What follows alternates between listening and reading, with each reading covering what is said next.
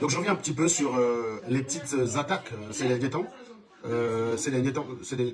Quand on a regardé tout Internet, on a vu un certain nombre de choses.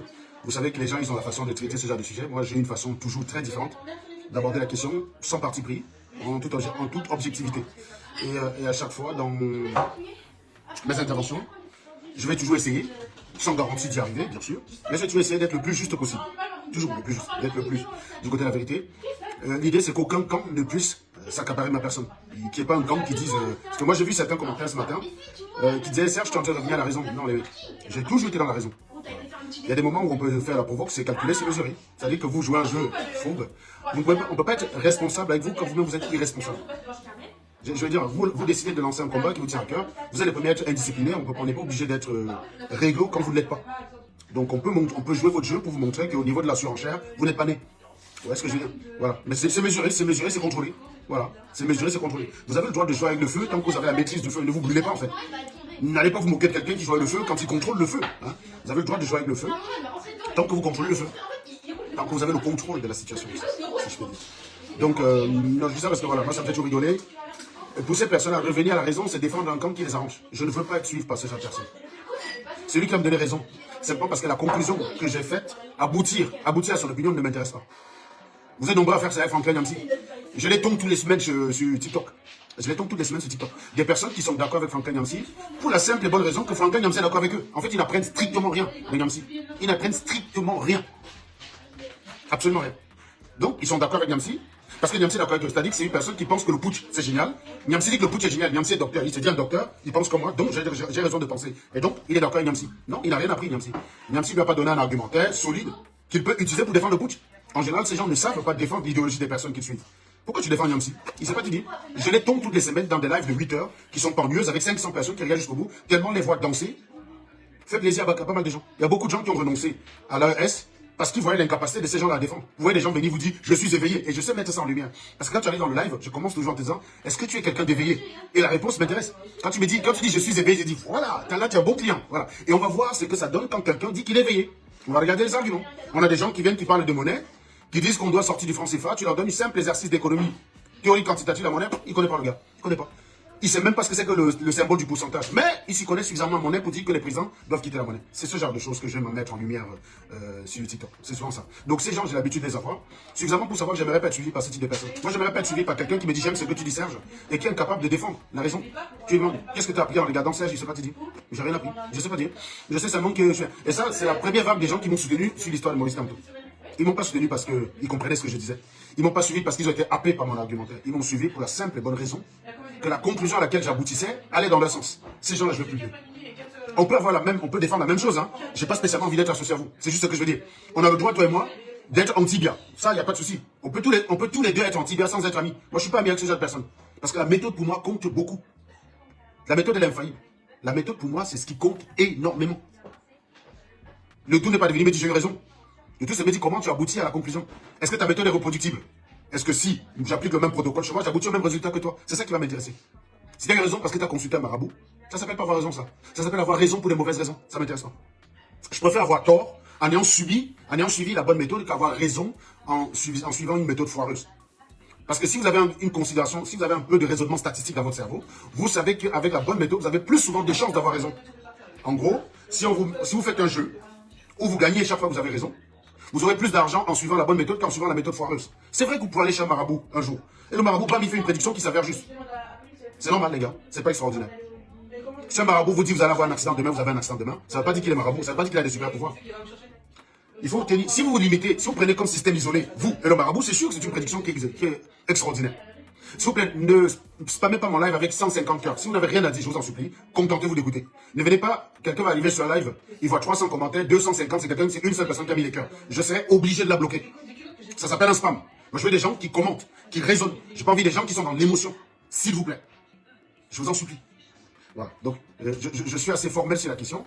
Si vous n'avez pas grand-chose à dire, s'il vous plaît, contentez de tapoter. Tapotez, mettez les cœurs par là, ça va attirer les gens. Ne spammez pas avec, voilà, tu vois, Jack Sav directement avec 350 cœurs, Jack Sav. J'ai pas envie de te bloquer, toi, quand même. Tu sais, c'est pas la première fois que je te dis que j'aime pas ça. J'aime pas celui qui arrive là, il n'a rien à dire, il balance 380 cœurs, ça ne sert à rien. Si tu veux aider un live, tapote. Mets sur ta main sur les trucs là, tapote les cœurs. C'est comme ça que tu vas aider le live et surtout partage. Partage dans 150 groupes. partage dans tous les groupes WhatsApp. Si tu veux vraiment, si tu aimes vraiment le live, partage dans 150 groupes. Surtout que c'est une chaîne naissante, alors que les autres ont été signalés, vous voyez ce que je veux dire. Donc je disais tantôt que quand vous appliquez la bonne méthode, vous avez plus souvent raison. Alors, il est possible que vous ayez très souvent tort que d'avoir raison. Mais en appliquant la bonne méthode, vous minimisez les cas où vous avez tort. Alors que si vous appliquez la méthode foireuse, vous allez peut-être avoir raison une fois sur 10 000. En appliquant la bonne méthode, vous aurez peut-être raison 70 fois, 7000 fois sur 10 000. En appliquant une méthode foireuse, vous aurez raison une fois sur 10 000. Un marabout qui fait une prédiction qui est juste, ce n'est pas extraordinaire. Ce qui serait extraordinaire, c'est un marabout qui toute sa vie se trompe sur les prédictions. Si un marabout fait 150 000 prédictions dans sa vie, même si une prédiction a une chance sur 10 000 de se réaliser, à la fin de sa vie, ce serait extraordinaire qu'il n'en ait pas une qui s'avère juste. En fait, c'est normal. Quand vous faites des prédictions par hasard, c'est normal qu'il y en ait une qui tombe juste. Ce qui serait extraordinaire, c'est que vous en fassiez 10 000, il n'y en a aucune qui marche. Non, c'est pas possible. Or, on vous présente souvent l'inverse comme extraordinaire. Parce que vous n'avez pas la considération statistique qu'il y a derrière.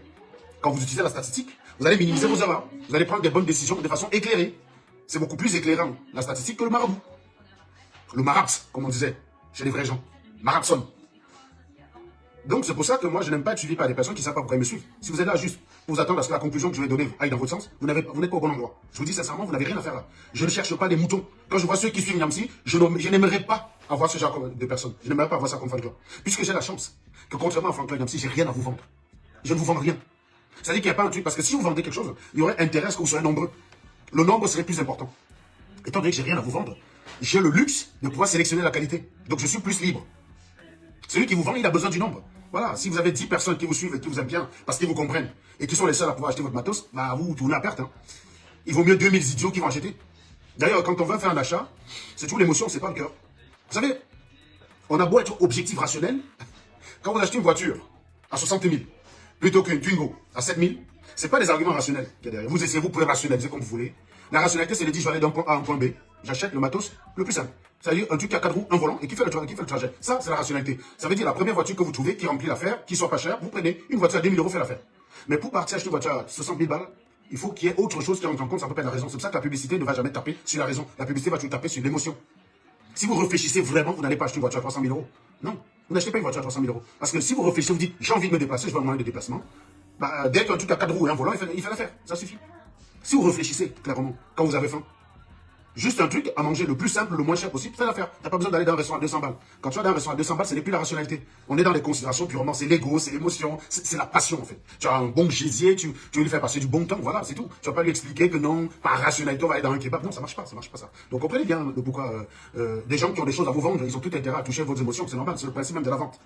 Quand on vous présente une belle voiture à 100 000 €, ce n'est pas avec la raison qu'on va vous faire acheter la voiture à 100 000 €. Jamais de la vie. Si vous raisonnez, vous allez dire, mais quoi? Mais t'es fou, tu mets 100 000 dans une bagnole. Mais une voiture de 10 000 fait l'affaire, que tu vas aller mettre 100 000 dans une bagnole. C'est une folie. Si tu raisonnes, tu peux mettre 2 500 € dans un sac, Louis Vuitton. Quand tu peux trouver un sac à 50 € au marché qui fait l'affaire. Tu vas chez Kiabi, tu peux trouver un sac à 50 balles qui est élégant. Hein. Il n'y a juste pas élevé dessus. Ça fait l'affaire.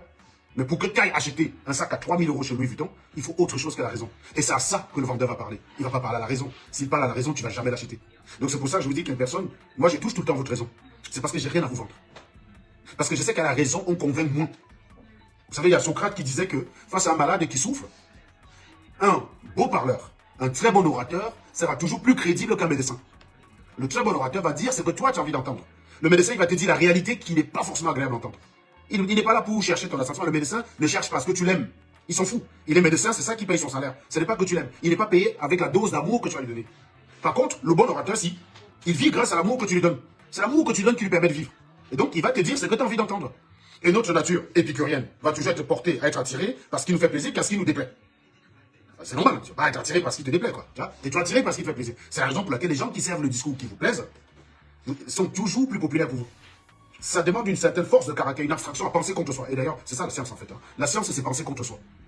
La science, c'est d'être capable de regarder le ciel, de voir le soleil se déplacer et d'arriver à penser contre soi, se demander est-ce que c'est vraiment ça? Est-ce que c'est vraiment ça? Chercher à savoir si c'est ça. Et commencer à dire mais non, mais attendez les gars, si c'est le soleil qui se déplace, si c'est les autres planètes qui se déplacent, eh ben, ça veut dire qu'ils seraient tout le temps à la même distance de moi, puisqu'ils se déplacent en tournant autour de moi. Mais non, c'est bizarre, je regarde Mars, je vois le mouvement rétrograde de Mars. C'est pas normal ça. Là, tu es en train de penser contre toi. Tu penses contre soi quand tu fais ça. Quand tu commences à dire, mais au fait, est-ce que la Terre, est-ce que le Soleil tourne vraiment autour de la Terre? Malgré le fait que c'est ce que tes yeux voient. C'est ça la science. C'est de penser contre soi. La science, c'est de te dire que tu laisses un caillou et une plume. Le caillou arrive plus bas. Le caillou tombe avant la plume. Et d'arriver à te dire non. Les deux tombent de la même manière, mais il y a un paramètre qui influence la chute, qui fait en sorte que la plume, elle est ralentie.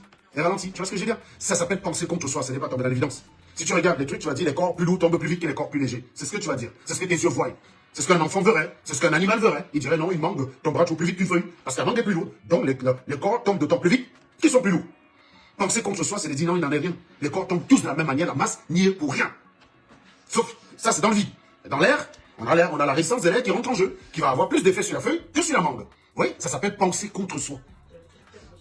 C'est pas évident, hein, les gars. Ça demande une certaine abstraction. Et les gens qui ont pensé contre eux, ils n'ont pas souvent toujours été populaires. Hein. Quand Copernic vient avec sa théorie de l'héliocentrisme, il n'est pas populaire. Il pense non seulement contre lui, mais il pense contre la masse de la Terre.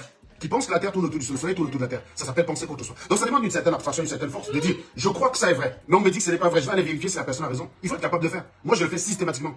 Quand quelqu'un me dit que je me trompe, je cherche à regarder ses arguments. C'est l'absence de ces arguments qui me font me dire, mais tu racontes n'importe quoi. Juste pour prendre un exemple en date, il y a une greluche qu'on appelle Lady Ponce. Il y a un communiqué où elle disait, pour s'attaquer à son ancien mari, ce qui est totalement inélégant, c'est débile de faire ça, c'est une giclure, c'est une raclure, c'est une pourriture, cette greluche.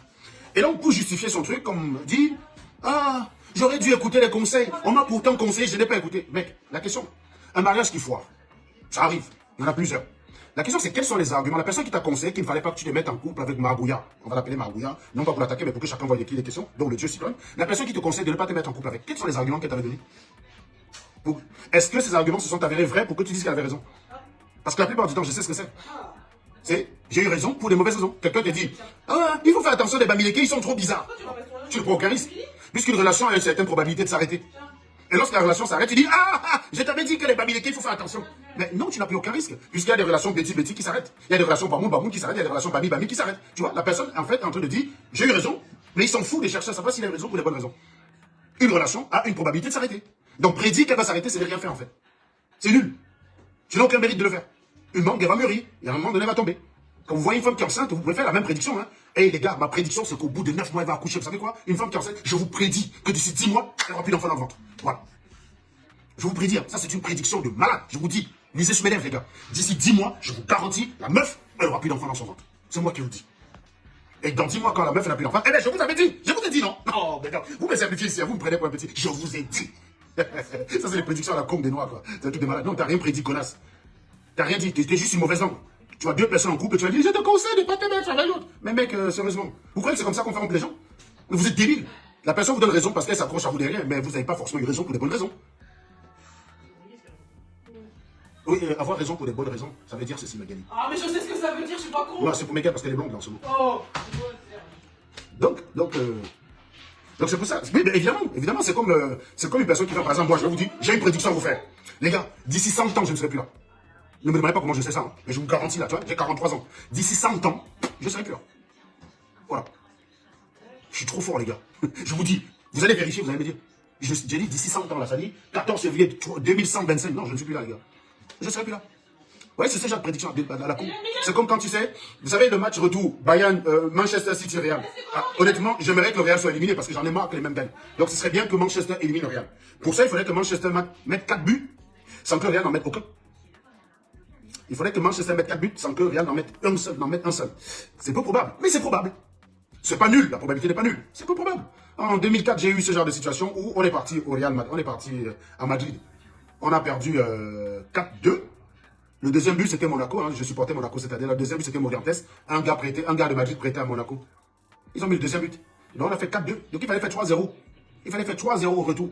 Ben, moi, j'avais dit au gars à Bonas, parce que j'étais encore au Cameroun, bien sûr, que non, Monaco va se qualifier. Les gars m'ont dit, tu es fou. J'ai dit, si, Monaco va se qualifier. Et puis, Monaco s'est qualifié dès la première mi-temps. 3 buts, dont un très beau but de Ludovic Julie. Alors, est-ce que je suis marabout? Ben non, je voulais juste que Monaco se qualifie. J'ai balancé un truc qui était probable, c'est tout. Est-ce qu'il y avait une possibilité que Monaco se qualifie? Mais bien sûr, il y a toujours une possibilité. Même si le Cameroun joue contre une équipe d'handicapés. Eh oui, il existe une possibilité que les handicapés gagnent. Elle est très faible, mais elle n'est pas nulle.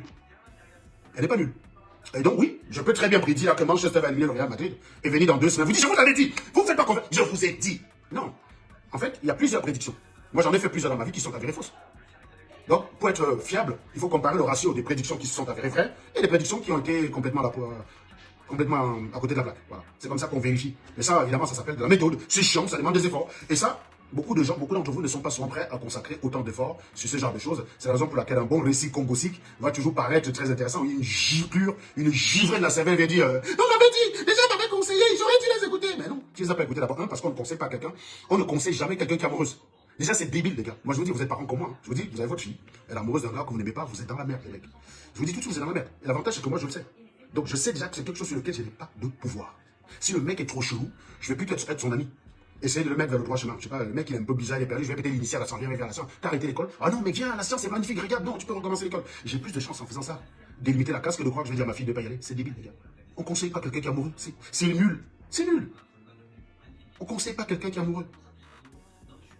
S'il y a quelqu'un ici en commentaire qui a bien réussi, vous dites-moi. Qui parmi va dire conseiller son ami qui est amoureuse, la personne à écouter? C'est comme par exemple, vous allez dire un Joe, une femme qui est avec un Joe marié. Mais ma chérie, hein, tu sais pas que le gars est marié, quitte-le. Vous avez fait ça, vous avez réussi. Combien de fois vous avez fait ça? Ah merde, pardon, c'est vrai. Ah, il est marié. Ah, je m'en étais pas rendu compte. Merci de me le dire. Pardon, excuse-moi. Non, donnez-moi le nombre de personnes qui ont fait ce conseil-là, qui ont réussi. Vous avez tout le temps été ridicule. C'est ridicule, les gars. On ne conseille pas quelqu'un qui est amoureux. De deux choses l'une. Soit la meuf avec un Joe Marek parce qu'elle a un intérêt, c'est-à-dire peut-être le pognon, le gars, il arrive à lui allonger les pieds que son amoureux chauvin ne peut pas faire. Non, ton conseil, elle s'en bat les couilles, elle sait ce qu'elle fait. Donc ton conseil, tu vas lui dire, ton conseil ne répond pas à son besoin. Elle a certes un Joe Kayamo, elle a un Joe marié qui a les dos, qui a le cash. Elle est avec pour le cash. Donc pour qu'elle écoute ton conseil, il faudrait que ton conseil compense ce qu'elle cherche là-bas. Est-ce qu'en quittant le Joe, ton conseil va lui rapporter le cash que ça va rapporter, elle va pas t'écouter, elle s'en bat les couilles. Donc ça, dans le premier cas de figure, même si elle n'est pas amoureuse, si elle y va, elle sait ce qu'elle fait. Donc elle va pas t'écouter. Deuxième cas de figure, elle est amoureuse. Elle va pas t'écouter aussi, elle s'en bat les couilles. Donc dans les deux cas, ton conseil il est nul. C'est ton conseil débile. Voir deux personnes qui sont ensemble de conseiller l'un de quitter l'autre, c'est une stupidité, les gars. C'est une stupidité. Mais ça, il n'y a que chez nous, en Mali, qu'on voit ça, en fait. Commencez à pas demander à la personne, tu fais quoi là-bas? Qu'est-ce qui t'attire là-bas? Tu écoutes ses arguments. Et tu vois si ton conseil répond à ses arguments. Par exemple, quand tu vois un gars qui a moins un Joe Marek, tu sais le conseil que tu peux lui donner, tu sais le conseil qu'il peut écouter, c'est comment éliminer sa rivale. Ça, c'est le seul conseil qui peut être utile pour elle. C'est le seul conseil utile. Comment éliminer la rivale. Là, elle peut t'écouter parce que oui, ça va dans le sens de ses intérêts. Tu as un gars qui a moins un Joe, tu dis, mais qu'est-ce que tu fais avec lui? Il est marié, non, avec tous les gars qui y a dehors, non? Mais les gars, il y a plein de gars dehors que vous donnez cadeau, personne n'en veut. Qu'est-ce que vous croyez? Vous croyez que les gars aussi ne veulent pas avoir le bon gars, quoi. Sauf que le bon gars, il n'y en a pas beaucoup. C'est ça le problème. Le bon gars, il n'y a pas beaucoup. Donc, vous croyez qu'un gars ne veut pas avoir sa pas bon gars? Non, il y a beaucoup de Joe que l'un gars préfère partager même à 3 ou à 4 que d'avoir un autre à lui tout seul, c'est tout. C'est comme ça, c'est du pragmatisme. Et ça, ton conseil ne répond pas à ça. Donc, chaque fois qu'on vient dire, ah, le conseil, non, vous n'avez rien dit, les gars, vous n'avez rien dit. Donc, je vous dis, hein, vous allez en commentaire, si quelqu'un a déjà conseillé une personne qui était en relation avec une fille, et la fille a quitté la personne en écoutant ton conseil, ben, écrivez ici. S'il y en a un qui a réussi, je lui donne 500 balles. Je vous dis, je vous donne 500 balles. C'est une mission perdue d'avance, même en tant que parent, même en tant que parent, on est parents, mon cher ami, on sait que l'hypothèse, on sait que c'est impossible. On sait que c'est pas possible, les gars. Donc, c'est une façon de vous dire que,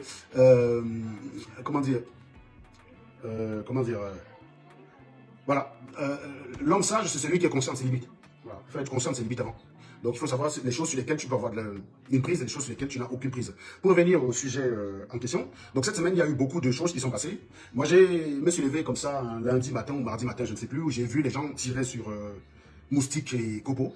Bon, au départ, je me suis dit, bon, bah, il y a des gens qui ont l'habitude sur Internet de tirer pour tirer, quoi. Ouais. Donc, je me suis dit, c'était encore une connerie de ce genre, où les mecs, ils sont pas contents parce que on a peut-être dit des choses sur leur dieu. Du coup, ils sont pas contents. Voilà. Je me suis dit, c'est encore une connerie de ce genre. Non, je suis allé regarder l'interview, j'étais sidéré. J'étais sidéré, en fait. J'étais sidéré par l'attitude de Coco, et j'étais sidéré par l'attitude de Moustique. J'étais sidéré. Mais évidemment que la politique, c'est respecter les opinions des gens. Ils ont le droit de ne pas être pro-canto, ça c'est clair et net. Ils ont le droit de ne pas être pro-canto. Mais la politique, c'est sérieux, les gars. La politique, c'est sérieux. On peut se clasher de temps en temps. Vous avez remarqué que j'ai arrêté de tirer sur les gars de la basse. Est-ce que ça veut dire que je suis d'accord avec tous? Non. Il y a un moment pour ça, les gars. Entre deux élections, on peut se tirer dessus comme on veut. Pas de problème, il n'y a pas de conséquences. Là, on arrive à une période décisive. Je ne vais pas commencer à être contre eux, alors que je partage la même idée qu'eux, c'est pas parce qu'ils sont cons. C'est comme si je dis il fait beau. Jacques Noumsi dit il fait beau et je suis obligé de dire le contraire parce que Jacques Noumsi n'est pas mon ami. Il faut que je dise le contraire. Ça n'a aucun sens, les gars. On peut se clasher. On peut s'amuser à se clasher entre deux élections. Parce que, à un moment donné, j'avais compris que ça ne servait à rien. Les Camerounais n'avaient pas l'intention de défendre les résultats de l'élection, donc c'était mort. Paul Biya s'était installé, il allait rester, c'était terminé. La communauté internationale l'avait accepté, il revenait en France, il faisait les allers-retours, il était considéré comme président partout, il allait aux États-Unis. C'était terminé, les gars, c'était terminé, la bataille ne servait à rien. Si vous aviez envie de vous bagarrer pendant 7 ans, marcher, faire des marches, bah écoutez, je vous avais dit que ça ne donnait rien, ça ne donnerait rien. Vous-même, vous avez marché, vous avez arrêté tout seul. Quand je vous avais dit que vous allez marcher pendant 7 ans, certains m'ont dit oui, on va marcher pendant 7 ans, on va marcher avec des pianos. Si on commence à faire des affaires de traîtrise là. Et c'est comme ça que j'ai été qualifié de traître naturellement. Donc voilà. Donc c'est pour dire que vous allez, n'est-ce pas, vous avez arrêté de marcher seulement. Voilà. Donc c'est ce que j'avais dit. Donc à un moment donné, il faut se rendre à l'évidence. On a perdu, il est resté terminé. Donc du coup, on peut régler nos comptes. Et c'est exactement ce que j'ai fait avec vous. J'ai réglé mes comptes de la plus belle façon. J'ai réglé mes comptes. Il n'y avait aucune incidence. Puisque c'est terminé. Ceux qui devaient réagir, c'est ceux qui sont là-bas au Cameroun. Ils n'ont rien fait. C'était fini, terminé, c'est bon. D'ailleurs, en plus, quand le pâté sortait, il y avait des mamans qui disaient qu'on doit, c'est notre papa, c'est notre oncle, on doit lui survivre. Donc quand la maman a dit ça, il n'y a pas de contradiction. Vous voulez que je fasse quoi? Vous voulez que nous, les gars, marchent ici? Je vous ai dit, ça ne sert à rien. C'est pas en marchant qu'on chasse un homme. C'est pas en marchant. C'est en donnant les bonnes raisons à ceux qui sont au pays de le chasser. C'est tout. Ça s'appelle la réponse. Il faut savoir aussi accepter que vous avez une capacité limitée dans ce combat. Vous ne pouvez pas tout faire. Votre action à l'étranger, c'est limite à parler. Vous ne pourrez rien faire de plus. Vous ne pouvez rien faire de plus, à pas parler. C'est déjà pas mal de parler, je ne suis pas en train de dire que parler n'a aucun sens. C'est déjà pas mal. Mais il faut savoir que ça s'arrête là, ta limite. Si de l'autre côté, il n'y a pas des gens suffisamment énervés pour dire oui, c'est qu'on était peut-être un peu inconscients, mais on se rend compte avec ce que ces gens-là, ces gens qui nous sensibilisent, on se rend compte avec ce qu'ils nous disent, que nous, on vit quand même des choses inacceptables. C'est quand même pas normal. Qu'on paye le litre d'essence à 830 francs CFA, alors qu'on est producteur de pétrole. Il y a quand même un truc qui ne va pas, les gars. Tous les pays qui produisent le pétrole font au moins l'effort que le pétrole soit accessible à une partie de la population. Ils font cet effort-là. Mais qu'est-ce qu'il y a chez nous? On produit le pétrole, et nous, au Cameroun, on achète le pétrole au même prix que le français, le Camerounais en France.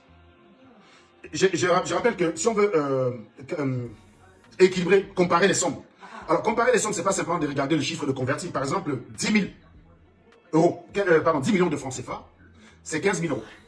Mais sauf que 10 millions de francs CFA pour un Camerounais, c'est pas la même chose que 15 000 euros pour un Français.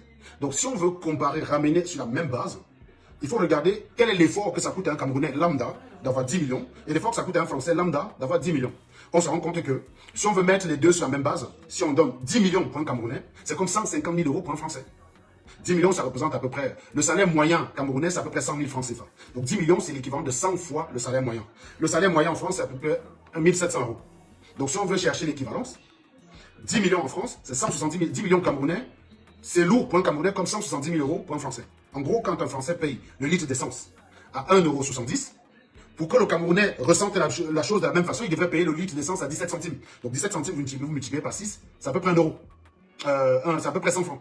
C'est-à-dire que théoriquement, le litre d'essence devrait coûter à un Camerounais 100 francs pour qu'il soit sur la même base qu'un Français. Quand un Français prend son salaire, 1 700 euros, le salaire moyen, avec ça, il peut faire 1000 blancs. Il peut mettre 1000 litres d'essence. Le problème avec un Camerounais, c'est quand il prend son salaire 100 000, avec ça, il peut mettre que 100 litres d'essence.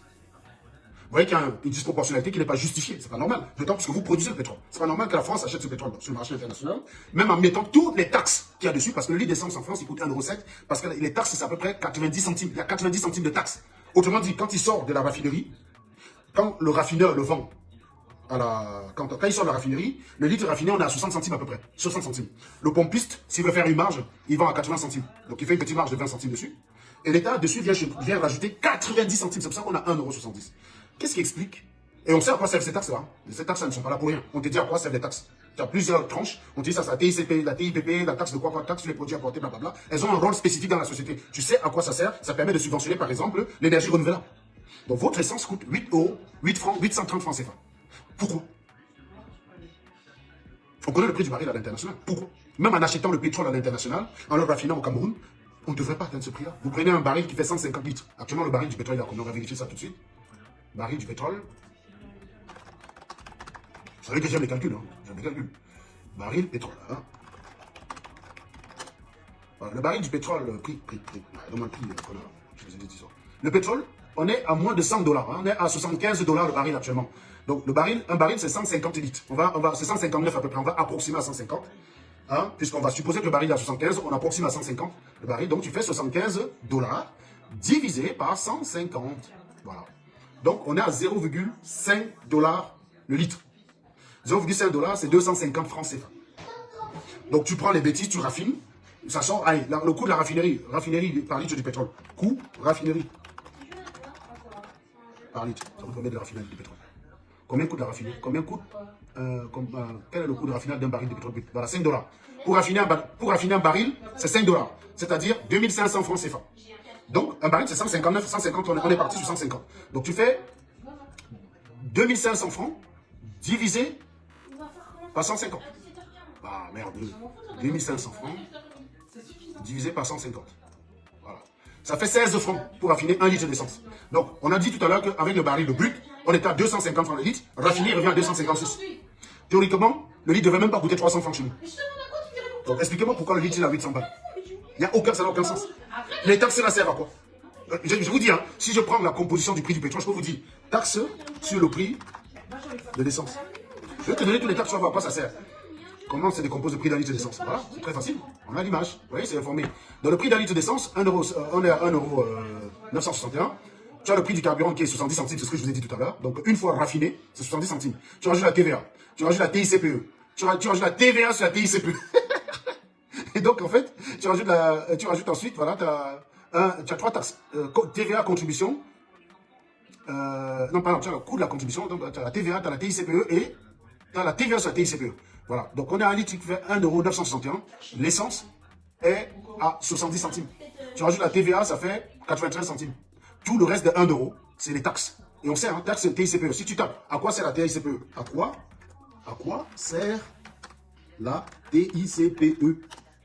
Voilà. La taxe intérieure de consommation sur les produits énergétiques porte sur les produits pétroliers destinés à être utilisés en tant que carburant ou combustible. Où va l'argent de la TICPE? Très simple. Concrètement, les recettes de TVA sont affectées au budget général du pays sans financer un secteur plus qu'un autre. Pour la TICPE, quatrième recette de l'État chaque année, n'a pas affecté au final à l'État dès que 60%. Le reste va au département et aux régions pour financer toute la transition énergétique. Voilà. Vous savez à quoi ça sert la taxe? Donc dis-moi, vous connaissez à quoi? Vous connaissez la composition du prix de l'essence qui vous est vendu? Non, je ne suis pas sûr que vous connaissez, il n'y a pas de transparence là-dessus. Donc pourquoi il coûte 800 francs? Prix litre de carburant à Yaoundé. Litre essence Yaoundé. Ça vous connaît. On est au 10 février là. Voilà, le prix du litre d'essence, 840 francs. Hein? C'est ça, non? 800, prix, comment le prix du litre? 840 francs le litre d'essence au 10 février.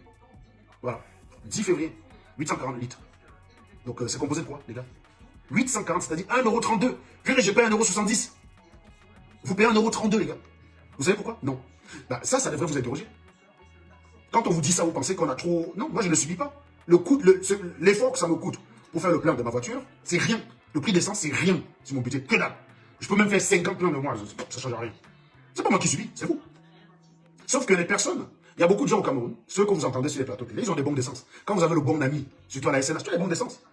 Et comme c'est l'ami de Paul Biya qui a la SNH, tant que tu dis du bien de Paul Biya, tu garantis tes bons d'essence. Et c'est ce genre de personnes qu'on va voir quand ils viennent interroger Maurice Kamto, ils font preuve d'un certain zèle. Non, qui n'est pas nécessaire. C'est pas nécessaire. Vous ne savez pas de quoi faire venir. Le type qui est là, il a eu quoi, 93 ans hier, c'est ça? Il a eu 93 ans hier, le gars.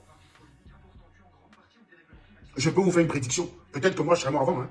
Puisqu'on a Guy Parfait son gars qui avait promis qu'il serait mort avant la fin de l'année 2018, aujourd'hui en 2025. Guy Parfait son gars est mort avant lui.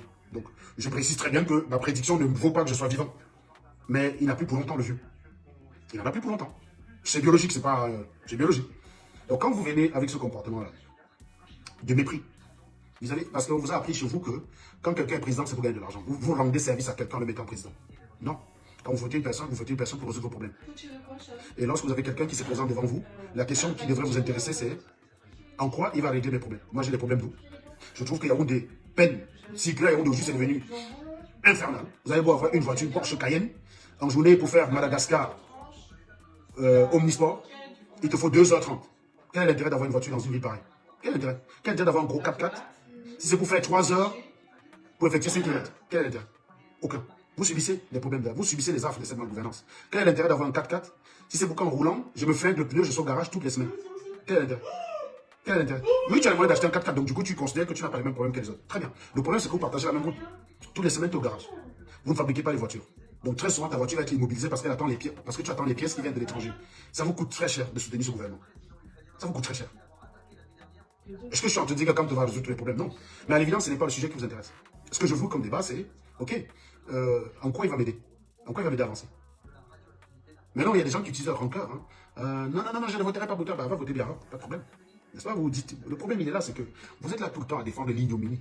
Vous ne savez pas que même si vous avez les moyens, ce qui peut tuer le Camerounais de base, de lambda de base, peut aussi vous tuer. Je pense que Samy Lenoir, c'était un influenceur qui appartenait quand même à la classe élevée. Il est mort d'une erreur médicale. Maître Swap, très grand avocat, mort d'une erreur médicale. Ça n'arrive pas que chez les autres, les gars. Gabriel Nandji. À un moment donné, quand les mecs commencent à gagner de l'argent, ils sont presque soutiens de Sardina. Sauf que la mauvaise gouvernance, ça vous rattrape. Et là, vous êtes égaux. Hôpitaux, routes, manque de sensibilisation sur la sécurité routière. Il n'y a pas de sensibilisation qui est faite. Donc tu peux mourir à tout moment comme une chèvre, dans ta belle voiture. Ça ne te protège pas. Un camion qui dépasse au virage va venir te flinguer. Pourquoi?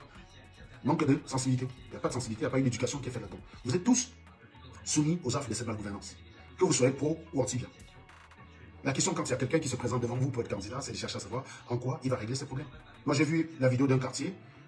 Quand j'étais petit, c'est l'eau potable qui nous manquait. On avait toujours de l'eau pour les autres besoins. J'ai vu un quartier où les gens n'arrivaient même plus à tirer la chasse d'eau parce qu'il n'y avait pas d'eau.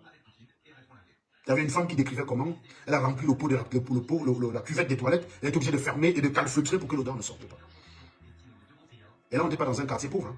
Parce que dans les quartiers pauvres, vous avez encore la rivière qui passe à côté. Dans les quartiers résidentiels, il n'y a pas tout ça. Donc quand vous êtes dans la mer, vous êtes dans la merde, les gars. Si tu n'as pas de château d'eau, et le château d'eau n'est pas une solution. La nappe phréatique, quand chacun pompe chez lui, vous ne bénéficiez pas de ce qu'on appelle l'effet d'échelle, le facteur d'échelle. Voilà, vous ne bénéficiez pas de ça. Non seulement vous pompez chez vous, mais vous rejetez sans traiter. Il vaut mieux partir sur des solutions collectives.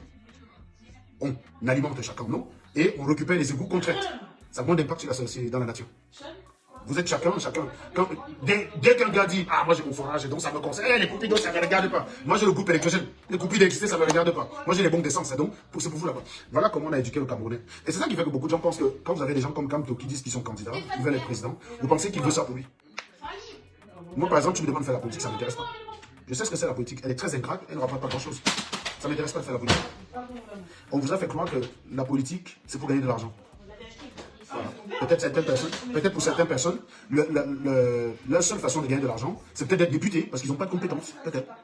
Mais moi, en France, je gagne plus du double de ce qu'un député gagne. Qu'est-ce que je vais aller m'emmerder à faire à l'Assemblée nationale? Au contraire, ils auraient plus besoin des techniciens comme nous, mais nous, on n'a pas le temps, les gars. On n'a pas le temps. Ça ne nous intéresse pas. À une époque, député, ça intéressait les gens. Là, ça ne nous intéresse plus. C'est fini, ça. Mais je respecte les personnes qui y vont. Quand je vois quelqu'un qui a une carrière remplie, qui décide d'aller député, lui, il va servir. Et je lui fais confiance. Pas un Luc Boyard, par exemple. Un trafiquant de drogue qui a fini par effraction député. Non, ce gars-là, c'était sa seule façon d'avoir une carrière, donc je ne lui fais pas confiance. Donc quand vous avez des personnes qui ont une carrière accomplie, vous devez être plus rassuré par eux. S'ils étaient attirés par la part du gain, à 74 ans, ils ne seraient pas encore en train de... À 73 ans, à 113 ans, 71 ans, pardon, ils ne seraient pas encore en train de chercher le président. Ils ont tout eu dans la vie. C'est un âge où on profite de sa retraite, ils ont tout eu. Ils ont tout réussi. Il faut respecter cela. Il faut être élégant dans l'adversité. C'est quelque chose qu'on n'a pas. L'élégance dans l'adversité. Et ça vaut aussi pour les soutiens de Kamto, qui ont souvent des comportements totalement déplacés vis-à-vis de Cabral. J'ai l'habitude de les rattraper aussi là-dessus. Attaquer les idées et respecter l'adversaire. Parce qu'il peut être votre président demain. Vous êtes obligé de faire avec. Vous êtes obligé de faire avec. À partir du moment où il est candidat, il peut gagner. Et lui, il peut peut-être gagner dans une configuration où son village décide que si Cabral ne va pas être outil là, vous allez tous nous tuer. Tu as tous les écarts qui sortent, qui vont des Paul Biya va fuir. Est-ce que Paul Biya a besoin que tout ça soit dans la même tribu?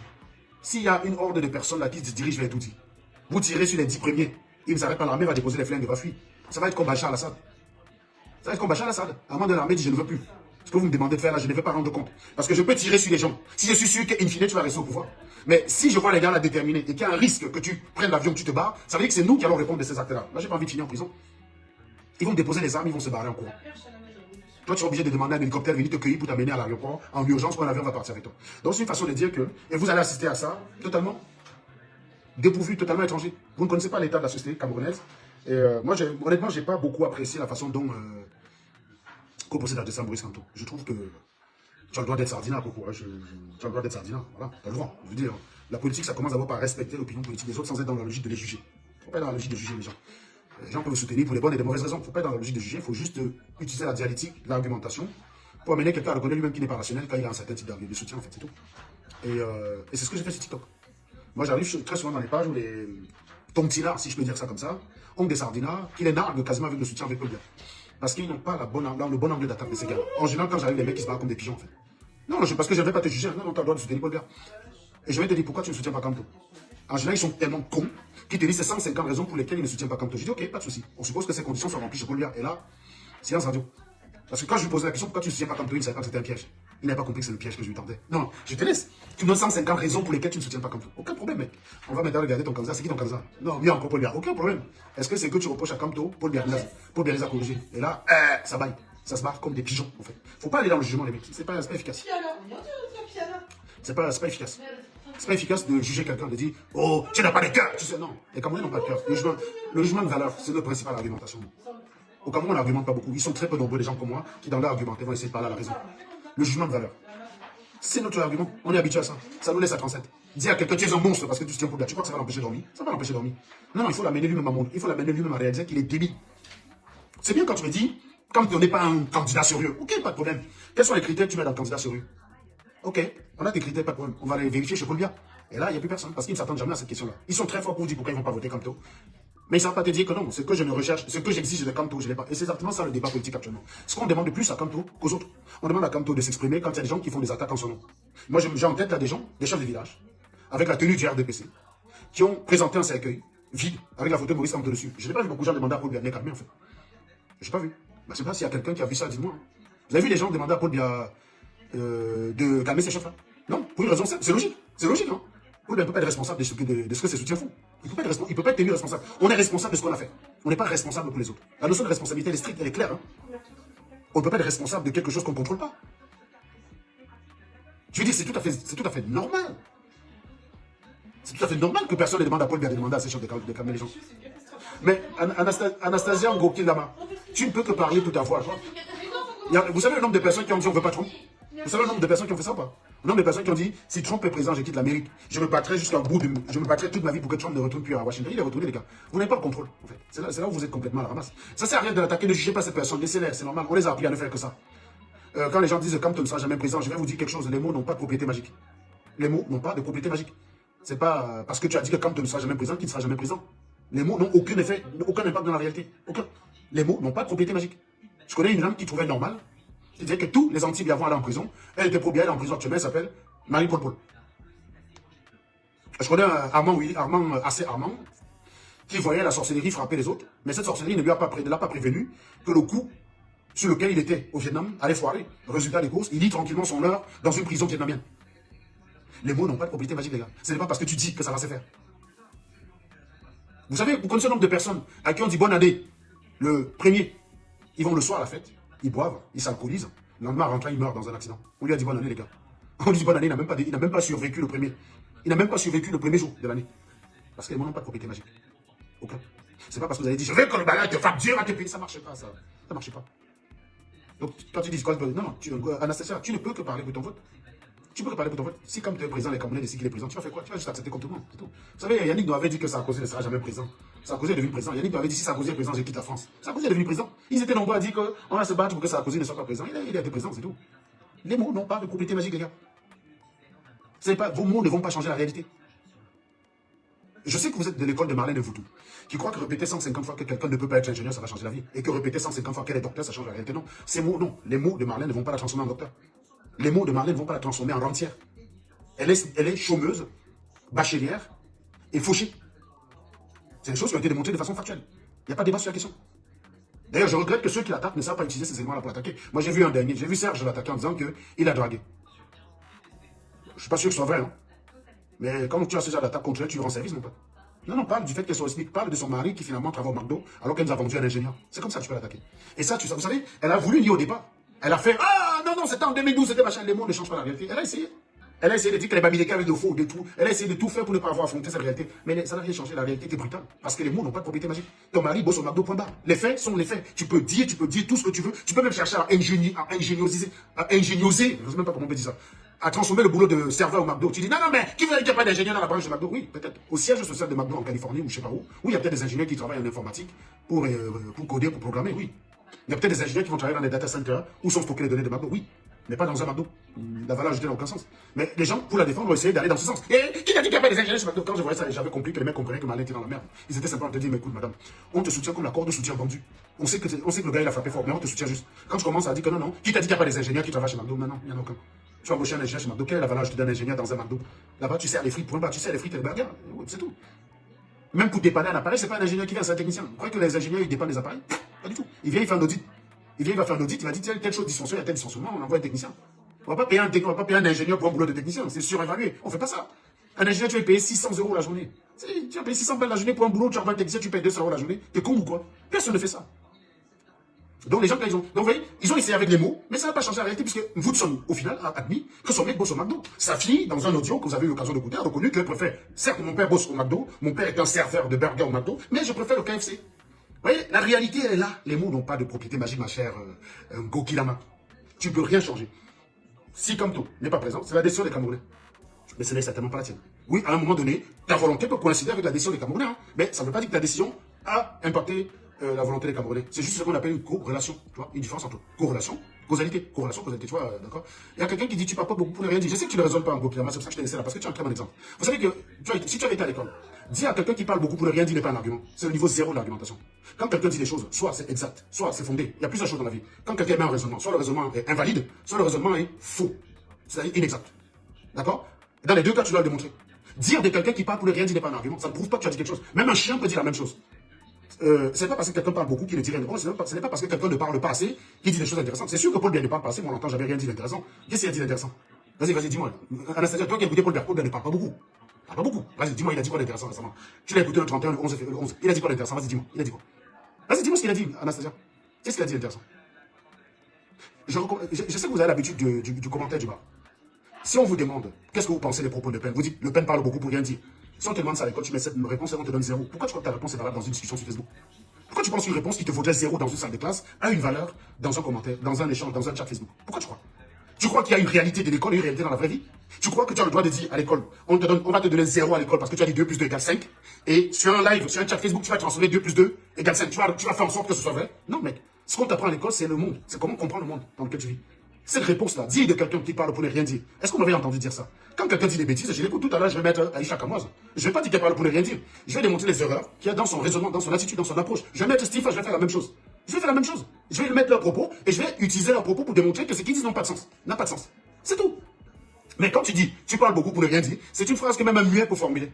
Vous savez, un idiot comme toi, une idiote comme toi, Anastasia, tu peux très bien écouter Einstein faire son développement de la théorie de la relativité générale, hein, de parler du tenseur de Ricci, de la courbature de Ricci, tous ces trucs-là, tu vois écrit tout ça, calculer les covariantes et tout. Ok, pas de problème. Les dérivés covariants, ils calculent tout ça, machin bédu, et tu dis, tu écris tout pour ne rien dire. Tu peux faire. Qu'est-ce qui t'empêche de le faire avec Einstein? Parce que même ça, tu ne le comprendras pas. Pour le commun des mortels, c'est incompréhensible de ce qu'il fait. C'est incompréhensible. Tu peux faire la même chose. Qu'est-ce qui t'empêche de le faire? Et ce n'est pas parce que tu le fais que c'est vrai. Pour que ton propos ait un sens, il faut que tu ailles dans le raisonnement de ton interlocuteur. Tu demandes que le raisonnement est invalide, ou tu demandes que son raisonnement est inexact. Et pour ça, il faut que tu trouves des prémices qui ne sont pas exactes. Il faut que tu trouves des prémices qui ne sont pas exactes. Parce que les prémices peuvent être vraies, mais mal rangées. Tout homme est mortel. Le chat, tout homme est mortel. Le chat est mortel, l'homme est un chat. Non. Les deux premières phrases sont vraies. Mais tu ne peux pas partir des deux premières phrases et tu tires la conclusion. Raisonnement invalide.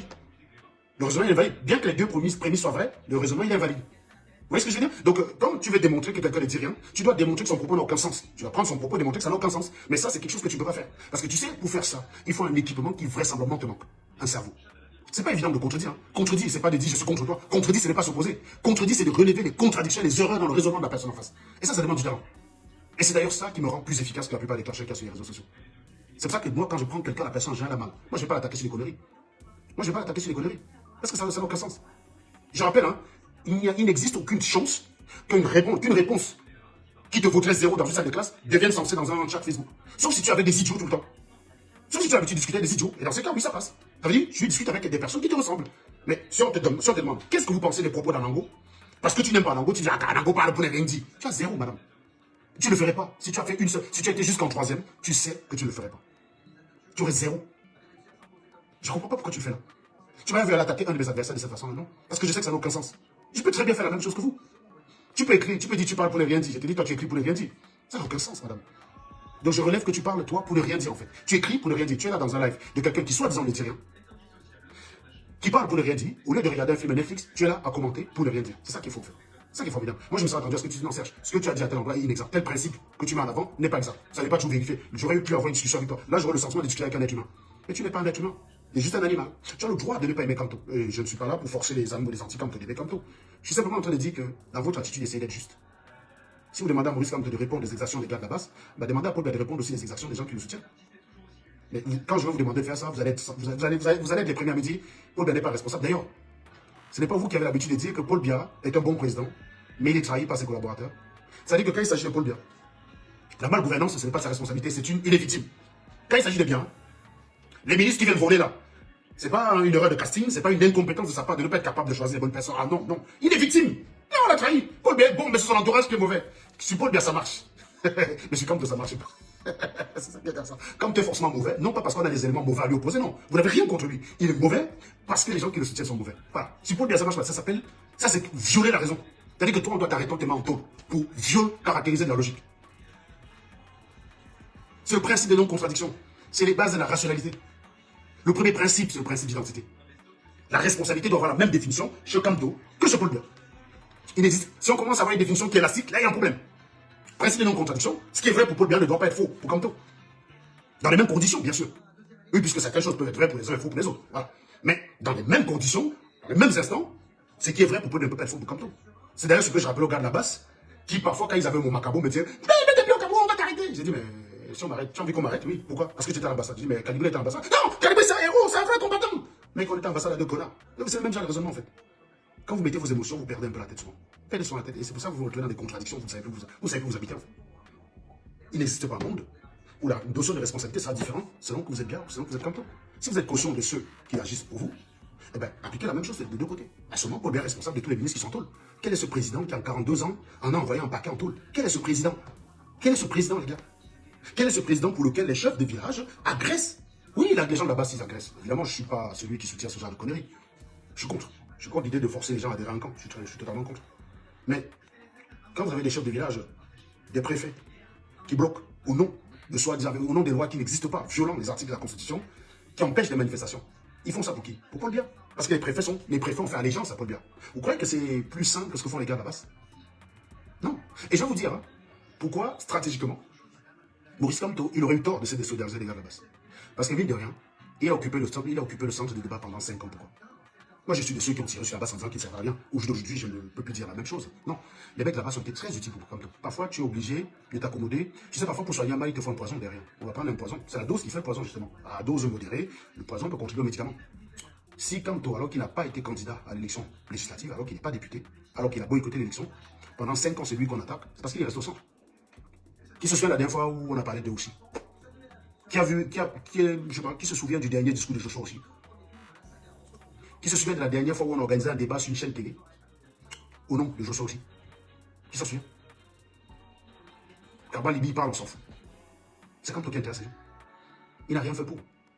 Tout ça a contribué à fait qu'il reste au-dessus. Le fait qu'il n'aille pas d'élection, on a trouvé qu'il était plus dangereux parce que quelqu'un qui renonce à ce genre de choses, c'est quelqu'un qui est difficile à gérer. Vous ne pouvez pas l'acheter, vous n'avez pas moyen de pression sur lui, vous n'avez pas moyen de faire du chantage sur lui. Donc oui, il était inquiétant. Du coup, les gens l'ont canardé. Vous savez, pendant 5 ans, vous avez dit que Kamto était fini. Là, je reviens encore à la phrase que j'ai dit tout à l'heure, les mots n'ont pas de propriété magique. Quand Kamto n'est pas parti à l'élection législative, nous, on faisait tout, moi en premier, je suis le premier à le dire, hein, on considérait que sa carrière était finie. On est 7 ans plus tard, les gars, 5 ans plus tard, pardon. Il est au centre des débats. Il est au centre des débats. Toutes les stratégies sont développées pour le mettre hors d'état de nuit. Pour tout faire pour empêcher qu'il parte. Les mots n'ont pas de propriété magique. Les Sardinans ont dit qu'il était fini, Non, il fait peur aux Sardinans en ce moment. Je suis désolé les gars. Hein. Vous avez un type, ça fait 42 ans qu'il est avec vous, il vous gère mal. Au lieu de vous dire en quoi il va être bon pour vous, il est simplement là pour vous dire que l'autre là, c'est pas bon, ça marche pas comme ça. Là. Je vais vous dire, vous n'allez jamais draguer une meuf, uniquement. Vous n'allez jamais conquérir une meuf en lui montrant les défauts de son mec. C'est la moins bonne manière. Il y a une fille qui vous intéresse, elle a un homme. La meilleure façon de l'avoir, c'est de vous mettre en avant. Même d'apprécier l'autre, d'apprécier même son mec. D'être ce sport. Vous allez plus la marquer positivement parce que vous êtes là où elle ne vous attend pas. Mais vous ne pouvez pas récupérer la meuf d'un gars en venant salir le gars. C'est impossible. C'est impossible, les mecs. Tout ce que vous allez faire, vous allez la dégoûter. Parce que même si son mec est un salopard, si, admettons, ça fait 5 ans qu'elle est avec, tu m'as dit que ça fait 5 ans qu'elle est débile. Si ça fait 5 ans qu'elle est avec, c'est qu'elle avait une bonne raison. Elle avait une bonne raison de rester avec le gars. Elle avait une bonne raison de rester avec le gars. Donc tu vas te dire qu'elle est débile. Elle ne va pas te suivre. Donc c'est pour ça que je dis en fait que toi, tu veux te vendre. Parce que ça fait 42 ans que tu n'as rien foutu. Dis ce que tu vas faire pour les Camerounais, relève des vrais problèmes. Sauf que dans les deux discours la dernière fois, tu as simplement dit qu'il y a des défis qui t'attendent et que tu seras toujours aux côtés des Camerounais, sous-entendu, je vais me représenter. Mais t'as rien dit, mec. T'as rien dit. Les gens savent que t'as rien dit. Ils n'ont rien sur quoi, ils n'ont rien arrangé. Du coup, ils se mettent à attaquer l'autre. Moi, vous êtes Camerounais, vous devez plus aller regarder ce que l'autre dit. Il faudrait que c'est l'essence, l'effet inverse. Vous savez comment Chirac a gagné en 95? En 95, tout le monde avait lâché Chirac. Tout le monde. Chirac était le candidat naturel en 95. Je ne sais pas pourquoi la DM, il y a un engouement sur Baladieu. Comme ça. Baladieu. Tout le monde lâche Chirac. Tout le monde. Tout le monde. Sauf 2 gars qui sont... Donc quand je dis 2 gars, je parle des hommes de premier plan de l'époque. Hein, parce qu'il y avait plein de gens derrière Chirac, mais ce n'était pas des gens de premier plan. Tous les hommes de premier plan ont rallié Baladieu. Il n'y a que 2 gars de premier plan là qui disent que non. Le Joe aussi. 3, pardon, plutôt 3. Autant pour moi, 3. Il y a 3 gars de premier plan de l'époque qui disent non. Même si on sait que Baladieu va gagner, même si on sait qu'il a toutes les chances de gagner, nous on préfère perdre avec Chirac que d'aller gagner Baladieu. Donc nous on va rester. Philippe Séguin, Jean-Louis Debré et Alain Juppé. Les 3 là. C'est les 3 qui restent. Et vous savez comment... Philippe Séguin retourne la situation. C'est quand il va à un meeting où la salle est remplie. Il dit, mais vous faites quoi là, les gars? Mais qu'est-ce que vous avez faire? Le vainqueur a déjà gagné, le vainqueur a déjà désigné, il faut juste le célébrer. Vous faites quoi là? Vous faites quoi là? Le vainqueur a déjà été désigné, encensé. Il ne reste plus qu'à le célébrer. Et je peux vous garantir que ça agit dans l'esprit des Français Ça a eu l'effet de la psychologie inverse. On dit, mais mec, il faut quand même qu'on essaie de regarder là. On est peut-être en train de nous fourguer un truc qu'on n'a pas bien compris. Et c'est où les gens commencent à être très attentifs à l'attitude de Balladur. Et ils ont réalisé que Balladur, en fait, c'était une coquille vide. C'était une coquille vide. Il ne connaissait pas le terroir, il ne connaissait pas grand-chose, il ne connaissait rien à la politique. Il était complètement à la ramasse. Il ne connaissait même pas les Français. Ils ont dit non, non, non, non, non, non. À ils ont dit non, gars. Voilà. Donc moi, je vous dis, quand vous voyez on tire beaucoup sur une personne, prenez la peine d'aller lire ce que la personne dit. Condamnez la personne sur la base de ce qu'elle a dit, et pas sur la base de ce que les gens disent. Il y a des gens dans la diaspora qui sont en colère, je peux comprendre. Certains sont en colère. Ils en ont marre. Ils attendent à chaque fois que ce soit la bonne. Ils dorment tous les matins, ils se lèvent en disant que la nature va nous prendre cet homme. Et ils sont frustrés que ça n'arrive pas. Il faut les comprendre, les gars. Il faut les comprendre. Je ne partage pas les méthodes violentes qu'ont subi Aïcha Kamoise et Stifa. Je les ai condamnés, je les condamnerai toujours et je suis contre cette méthode-là. Mais encore une fois, ce n'est pas la responsabilité de Maurice Kamto. Quand le petit bien a dit arrêtez de faire ça, ils disent on t'emmerde. Vous voulez quoi? Vous voulez qu'il fasse quoi là? Il n'est pas l'objecteur de conscience. Il n'est pas l'objecteur de conscience. Il n'a pas la main dessus. Pas plus que Paul Biya, contrairement à Paul Biya d'ailleurs, qui lui a plus sa main. Hein. Paul Biya a plus sa main sur les chefs de village, parce que s'il dit stop, les chefs vont arrêter. Et si Tom te dit à Calibri arrête, quel est le moyen de pression qu'il a sur Calibri? Voilà. Si Paul Biya dit à un chef de village arrêtez d'attaquer Maurice Kamto, quel est le moyen de pression qu'il a sur lui? Tout. Il a tout. Il a tous les moyens de pression sur lui. Donc on est vraiment dans une situation totalement symétrique. C'est-à-dire que celui qui a même la possibilité de calmer ses oreilles, on ne lui demande pas de le faire. Et celui qui a très peu de possibilités, on lui demande de le faire. Donc revenons quand même à l'interview. Vous arrivez dans un espace où vous avez quelqu'un qui se présente à la présidentielle. Vous devez l'interroger, le mieux, c'est d'avoir lu son programme. Si on vous appelle, on vous dit, est-ce que vous avez une question pour Kamto? Si vous n'avez pas lu son programme, déclinez. Soyez galant, mec. Respectez le travail des gens. Un programme, ça s'écrit. Je sais que vous avez l'habitude de soutenir des gens qui n'ont pas de programme. Mais respectez le programme, les gars. Un programme, ça se travaille en concertation avec des têtes qui se mettent autour de la table, qui essaient de comprendre les problèmes de la société. Quand on vient poser, quand on demande d'aller interroger un candidat, il faut lire son programme, mec. Il faut lire son programme. S'il y a des contradictions, ce qui peut très bien arriver, hein, va les relever. Monsieur, dans votre programme, vous avez dit quelque chose qui m'inquiète. Peut-être que vous gagnez beaucoup d'argent. Peut-être que vous gagnez beaucoup d'argent, vous avez peur pour vos impôts. C'est possible, c'est logique. Mais monsieur Kamto, là, écoutez, moi je gagne 600 000 euros, 600 000 francs CFA par mois, mais je suis en train de me rendre compte qu'avec les tranches d'imposition, moi je vais payer 250 000 francs d'impôts par mois, ça veut dire que je vais vivre avec 200, 350 000. Est-ce que vous trouvez ça normal? Est-ce que vous ne pensez pas que c'est du racket, Maurice Kamto? Là, tu poses une question. Ça te concerne, cette, mais au moins tu as lu son programme. Tu viens là, tu dis, bonjour, excusez-moi de te tutoyer, je te tutoie parce que vous êtes un aîné. En fait, tu dis une chose de son contraire, mec. Ça s'appelle souffler une chose de froid. C'est comme quelqu'un qui est gentil. Il est poli, monsieur Serge Anango, j'ai l'honneur de vous dire que je vais vous trancher la gorge. Voilà. Mais je suis poli, hein. Ne me dis, non, non, non, mais pourquoi tu es violent? Moi, je suis très calme, j'étais respecté, je n'étais pas insulté, j'étais respecté jusqu'au bout. J'ai une grenade entre les mains, je te dis, viens dormir chez moi, mais je vais rien te faire. Viens dormir chez moi, j'ai une grenade entre les mains. Mais je t'avoue, hein, si tu ne m'énerves pas, je vais pas la dégoupiller. Voilà. Bah, j'ai bien compris qu'il y avait une volonté d'humilier Maurice Kamto. Respecter ce que les gens font, les gars. Vous voulez quoi? Une élection où il n'y a qu'un seul candidat? C'est ça que vous voulez, les mecs? En 2025? Vous vous êtes battus pour la libération du Cameroun pour ça? C'est ça que vous voulez? Une élection où il n'y a qu'une seule personne? Candidat, c'est tout. Respectez les autres candidats, les gars. Respectez les autres. C'est la même chose que j'ai dit à ceux qui attaquent Abraham Libi. C'est la même chose. Je vous dis la même chose, les gars. Vous n'allez rien gagner en attaquant l'autre. Mettez-vous en valeur. Je sais que ce n'est pas commun chez vous. Parce que quand quelqu'un parle de lui, vous êtes tous les premiers à dire qu'il est toujours en train de parler de lui. Mais oui, mec, c'est normal. Le gars que je connais le mieux au monde s'appelle Serge Anango. Quand tu veux que je parle de Cabral Libi autant que je parle de Serge Anango? J'ai été avec Serge Anango tous les jours qu'il a été sur terre. Je le connais mieux que personne. Je connais la taille de son dingue, mieux que personne. Je suis avec lui, j'étais là à sa naissance. Tu veux que je parle de qui mieux que de Serge Anango? Mais sérieusement, tu veux que je parle de qui? Mais ça, c'est un problème pour vous. Vous avez sur l'oreille de quelqu'un, j'ai toujours en train de... Mais oui, c'est normal. Vous êtes habitué à parler des autres, vous ne savez pas mettre en valeur. Non, les gars, changez de stratégie, mettez-vous en valeur. Vous allez avoir peu de gens qui vont vous écouter, à un moment donné, ça va marcher. Vous avez remarqué que les gens vont m'attaquer en voulant peut-être que je m'aligne dans leur façon de faire, dans leur modèle de pensée. J'ai résisté à chaque fois. Ils se sont rangés bien. N'ayez pas peur. Au début, quand vous allez être là pour vous mettre en valeur, les gens ne vont pas vous écouter. Ils vont vous prendre pour un blaireau. Ils vous prendront pour un blaireau. C'est pas grave, ça fait partie de l'État. C'est normal, c'est logique. Ne lâchez pas. Ne cédez pas. Même si vous êtes attaqué. Montrez que vous êtes bon. C'est la meilleure façon. Lisez tous le livre L'urgence de la pensée. Mettez ça en avant. Est-ce qu'il est le seul candidat? Non, il y en a d'autres. Vous avez bien remarqué, hein, pour ceux qui disent... moi, j'ai la même chose. Hein, les Kamtosards qui sont sur TikTok peuvent vous dire que quand je les vois dans un panel attaquer Cabral Libi, je monte et défendre Cabral Libi.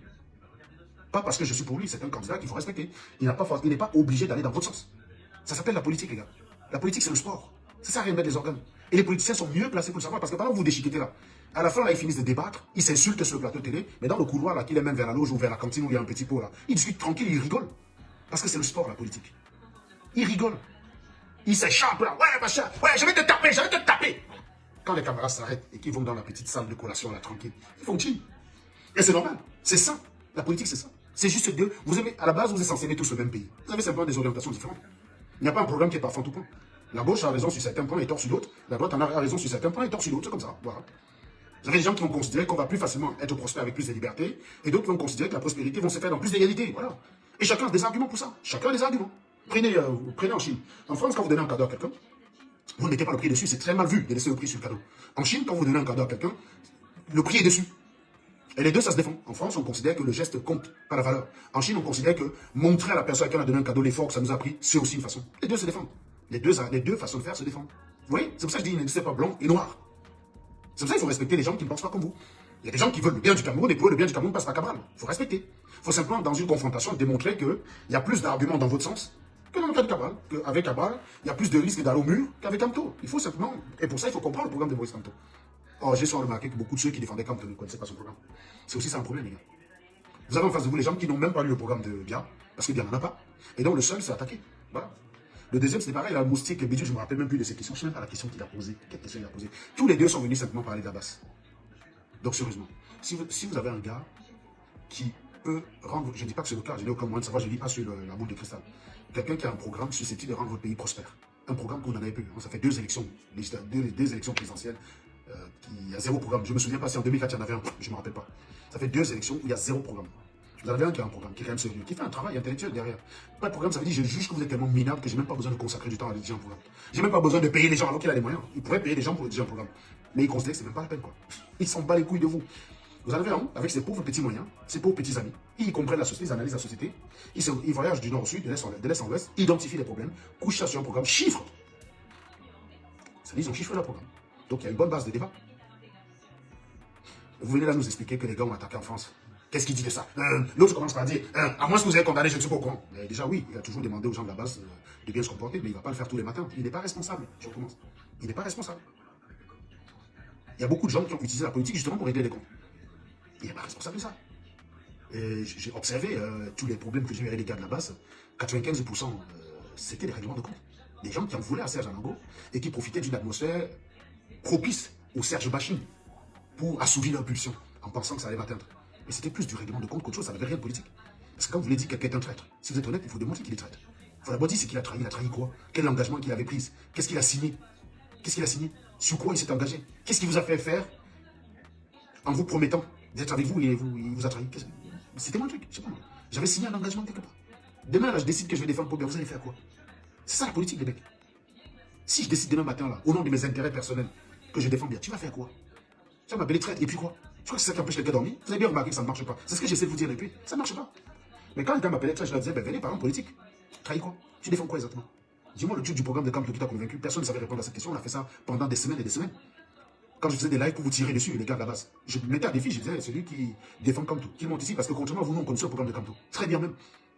On le maîtrisait. Platini et moi, on le connaissait. Platini a même organisé des lives ici, consacrés au programme de Kamto. Pendant qu'il en parlait en live, les gens venaient l'insulter parce qu'il était le frère de Serge Anango. Pourquoi que ces gens voulaient le bien du Cameroun?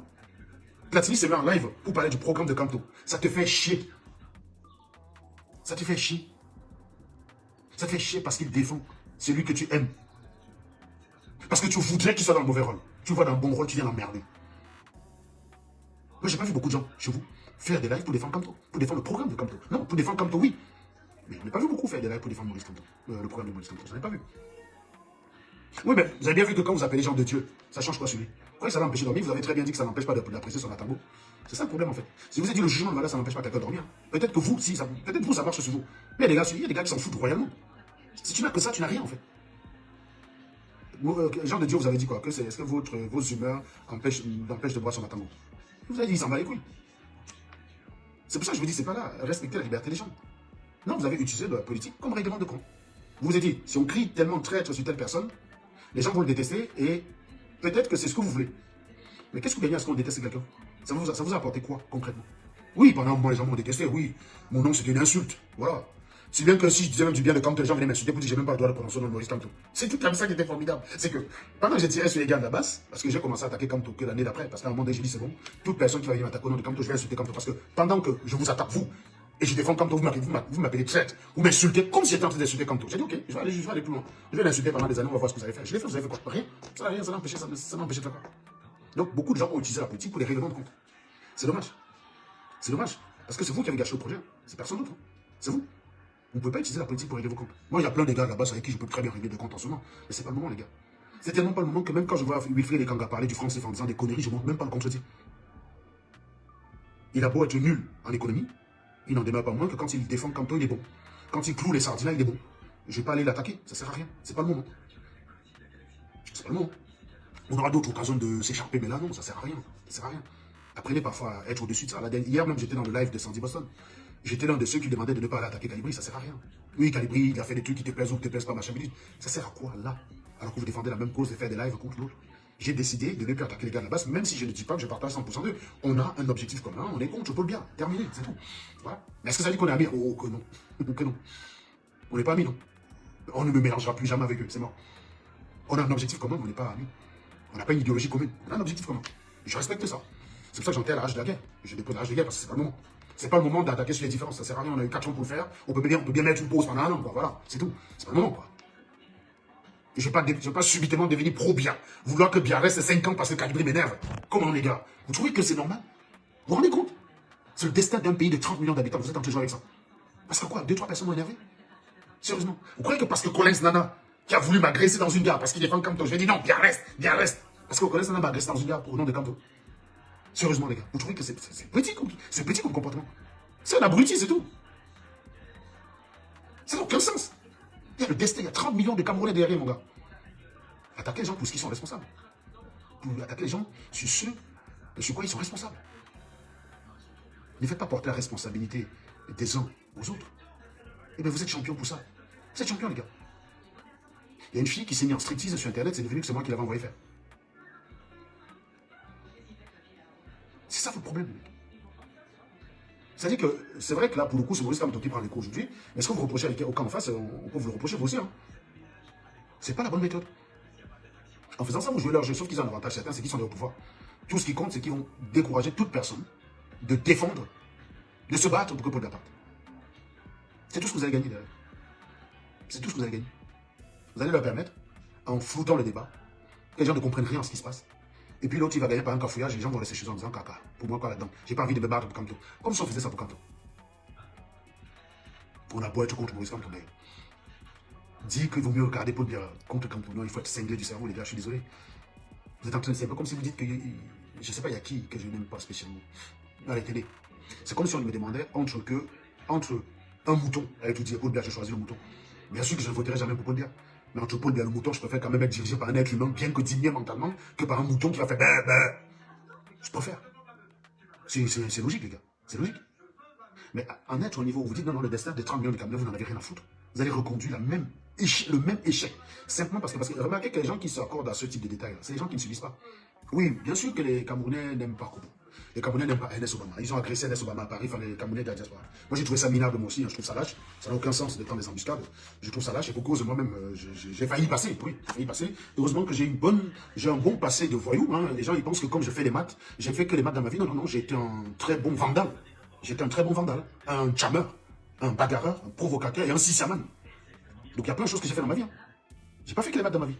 Mais sauf que oui, il y a certaines personnes qui avaient pensé que je n'avais fait que les maths et qu'avec un téléphone en mode selfie, premier acte. Voilà. C'est toujours comme ça quand on selfie son adversaire. Les mots n'ont pas de propriété magique. C'est pas en disant je vais aller nach Serge que tu vas aller nach Serge. Ça marche pas comme ça, les gars. Ça marche pas comme ça. Serge, je sais quand même le goût. Abel Ngoum. Donc, mais c'est pas la chose que je vais mettre en premier. C'est pas la chose que je mets en avant en premier parce que c'est surtout pour me défendre. C'est tout. Ça me sert à me défendre. Ça me permet au moins de ne pas leader si quelqu'un met une embuscade lâche. Moi, ça sert à quelque chose. Donc, mais est-ce que à cause de Collins Nana, je vais dire qu'on le conduise bien 5 ans, 7 ans? Vous trouvez que c'est responsable, les gars? Vous trouvez que c'est responsable? Je vous pose la question, les gars. On a tous été attaqués parce que les Steve et Aïcha Kamoise, ils vont pas dire que je ne sais pas de quoi je parle. Si, je sais de quoi je parle. Il y a un mec, Dr Jacques Nomsi, qui a dit qu'il était prêt à donner 2 000 € à quelqu'un s'il me cassait le pied. Il y a un mec qui s'appelle Jacques Nomsi, qui a dit qu'il était prêt à donner 2 000 € à quelqu'un si la personne me cassait le pied à Zobo et à Amir Kamer. Mais naturellement, je l'avais appelé pour dire qu'il me donne les 2 000, je viens directement, il n'y a pas de souci. Il me donne les 2 000, je paye un billet d'avion, je viens. Bizarrement, j'ai plus eu de nouvelles. Donc l'agressivité de ces gens, j'en ai été victime. J'ai non seulement été menacé, j'ai été en embuscade. Le jour où je suis allé au tribunal accompagner mon petit frère, on a eu une horde de personnes en furie qui voulaient en découdre avec moi. Donc je sais de quoi je parle. Mais est-ce que c'est juste, est-ce que c'est suffisant, sérieusement, pour reconduire un vieillard de 93 ans pendant 7 ans? Vous trouvez que c'est une raison suffisante, les mecs? Pourquoi manquer autant de mesures dans le pays? Pourquoi manquer autant de mesures? Tout n'est pas 0 et 1. Entre 0 et 1, il y a une infinité de possibilités. Une infinité de possibilités.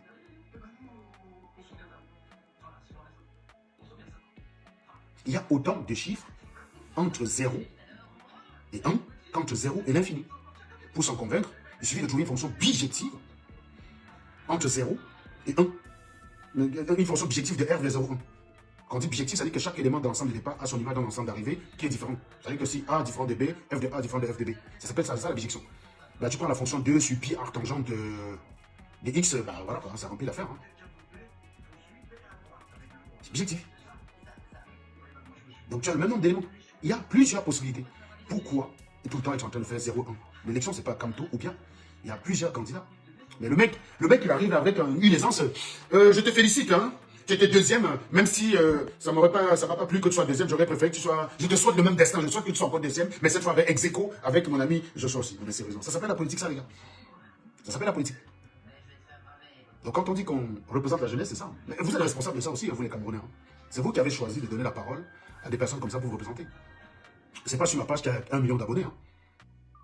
On a choisi ces gens parce qu'ils ont des millions d'abonnés sur la page. Et c'est le résultat. Vous êtes responsable, les mecs. On pose quelqu'un qui est candidat, qui déroule son programme, tu prends la parole, tu fais le mufle, quoi. C'est quand même hallucinant. Non, je te souhaite d'être deuxième ex aequo avec mon ami et mon petit frère Cabral Libi. Ça s'appelle une interview politique, les gars. Sérieusement. Bon, heureusement, j'ai arrêté de mettre les organes dans les affaires de ce pays. La prochaine fois, ça va être Cynthia Fiangon qu'on va mettre devant Camto pour l'interroger. Ouais. Moi, je dis pas Camto, c'est un dieu. Je veux dire, il faut respecter le travail des gens. Respecter les personnes qui se mouillent. Ces personnes qui se mouillent, qui font un travail parce qu'ils pensent à votre pays. Rien que ça soit y penser à un programme, il faut respecter ça. Même si c'est un candidat qui a 2%, ça demande du temps. Si vous êtes juste sur Internet à commenter le Japon, vous ne pouvez pas savoir. Vous ne pouvez pas savoir. S'asseoir, réfléchir, penser à un programme, ça demande du temps. C'est de l'énergie. Toi, tu dors. Ton problème, c'est de manger ton BH demain matin. Tu ne sais même pas ce que tu vas manger à midi. Tu n'as même pas le temps de penser à ce que tu vas manger la semaine prochaine. Tu as quelqu'un qui s'assoit, qui pense à un programme de 7 ans. Tu viens de mépriser, mec. Je trouve ça hallucinant. Honnêtement. C'est un mépris. Mais... Je dis pas... Oui, j'ai pas le même argument, parce qu'il y a beaucoup de gens qui s'attaquent à Kopo et à Moustique, parce que quand tu es leur Dieu, et on s'attaque à leur Dieu, franchement, c'est une mauvaise raison. Non. Moi, je parle du principe de respecter le travail. La politique, c'est un sacerdoce. Vous êtes très souvent peu compris, vous êtes insulté, vous avez plus à y perdre. Je sais qu'au Cameroun, on voit un politicien comme quelqu'un qui veut s'enrichir. Je sais. Et ça fausse beaucoup les débats. Ça fausse beaucoup les débats, cette conception-là que le politicien, il roule pour lui. Et oui, alimenté par le fait que l'autre jour, Cabral Libi a dit qu'il n'a plus faim. Les gens voulaient l'attaquer dessus. Ceux qui me suivent sur TikTok vont comprendre que j'ai défendu ce propos de Cabral Libi. On a aussi parfois le droit de vous répondre de terre à terre. Il y a quelqu'un qui est parti dire à Cabral Libi que Cabral Libi avait faim. Cabral Libi a dit, gars, comment tu peux dire ça, mon frère? Comment tu peux dire? C'est comme moi. C'est comme si quelqu'un vient là et me dit, tu as faim, ça. Je vais dire, gars, man, quand même. J'ai pris les jours, man. Comment tu peux dire que j'ai faim? On m'a même reproché d'avoir pris le bidon, que j'ai perdu même d'ailleurs. On m'a reproché à un moment donné d'avoir le bidon, on ne peut pas dire que j'ai faim, les gars. On ne peut pas me dire que j'ai faim. Donc je trouve que la réponse de Cabral Libi, ce n'est pas une réponse d'opportuniste. C'est la réponse du berger à la bergère. Ce genre de réponse, j'aurais été capable de le faire moi-même. Je ne vois pas en quoi ça fait qu'il n'est pas sérieux, je ne vois pas en quoi ça fait qu'on ne doit pas regarder son programme. Ce n'est pas logique. Vous ne subissez pas les attaques. Vous ne subissez pas les attaques. C'est facile, hein, quand vous êtes dans votre cocon là, en train de regarder, on a dit, mais Serge, est-ce que tu as besoin de monter ton compte au jamais? Tu as besoin de faire ça?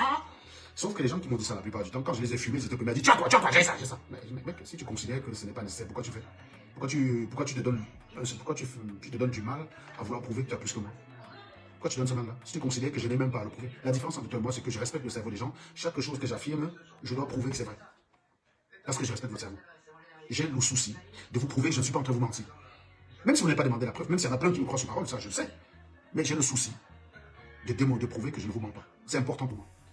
Ça s'appelle respecter le cerveau des gens à qui vous parlez. Je vous ai dit, je n'ai rien à vous vendre.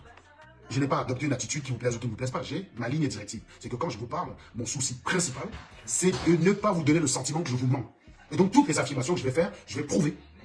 Si j'étais venu là dire que Marlène n'a pas de doctorat, et je m'étais arrêté là. Si j'étais venu dire qu'elle est au chômage, je m'étais arrêté là. Oui, il y a des gens qui m'auraient cru. Mais pas tous.